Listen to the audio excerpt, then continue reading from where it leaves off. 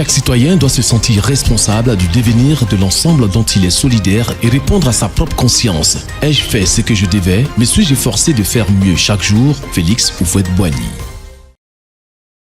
À la fin de l'émission de la semaine dernière, vous vous souvenez bien, nous avons annoncé que dans celle d'aujourd'hui, nous parlerons de la trahison des personnes assermentées que sont le président de la République, le juge, l'avocat et le médecin, en raison de l'importance de leurs fonctions sur la vie communautaire. Commençons par les présidents de la République.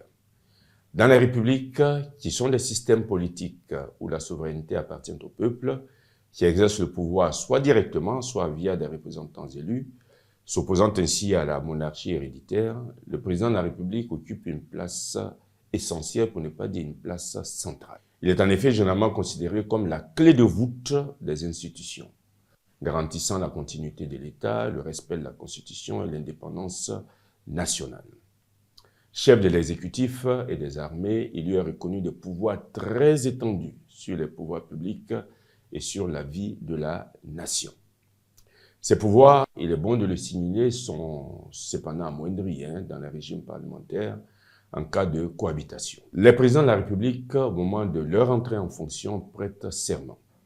Les formules et les organes devant lesquels ce serment est prêté peuvent varier selon les républiques. En état de cause, en prêtant serment, que fait un président de la République? Eh bien, il prend le peuple à témoin, le peuple qu'il a élu à témoin, qu'il respectera la constitution du pays, qu'il protégera les droits des citoyens et servira l'intérêt supérieur de la nation. Ce qui induit, bien sûr, l'obligation qui est la sienne de ne pas conduire les affaires publiques au service de ses intérêts personnels et ou de ceux de sa famille, de ses amis ou de ses partisans. Une république, comme on dit communément, est une res publica, c'est-à-dire une chose publique.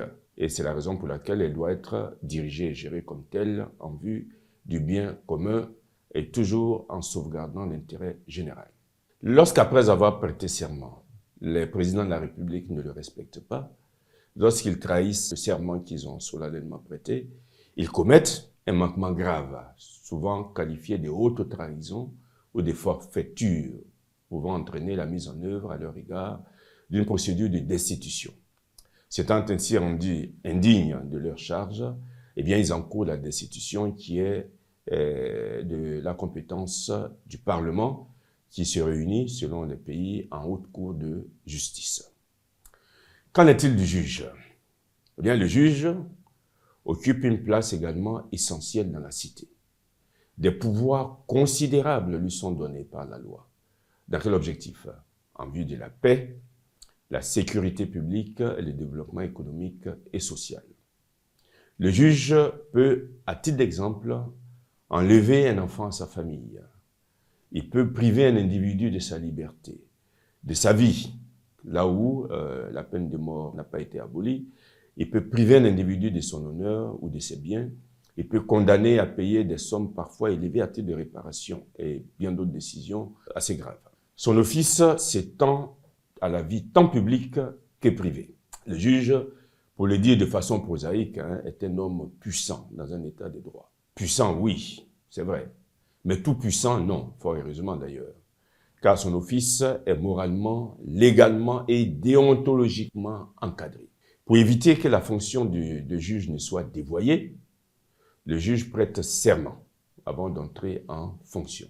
La formule de ce serment, un peu comme les formules que prêtent les présidents de la République, peut varier d'un pays à l'autre, mais généralement, ce serment recouvre les actes suivants. Remplir avec conscience les devoirs de sa charge, garder les secrets des délibérations et se conduire en toutes circonstances en accord avec l'honorabilité et la dignité attachées à la fonction judiciaire.